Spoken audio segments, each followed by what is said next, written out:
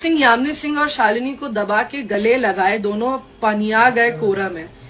ये सब क्या है? हाँ, ये सब सिखाया जाता है आपको आपके घर में?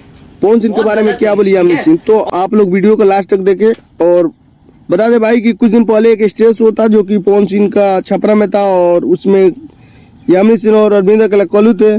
तो यामिनी सिंह का कुछ एक स्टेटमेंट था कुछ दिन पहले जो कि खेसारी लाल यादव की टीम में थी, तो दी थी स्टेटमेंट। तो उसके बारे में पूछे कि आप दिल से बताइए कि पवन सिंह कितने गलत थे।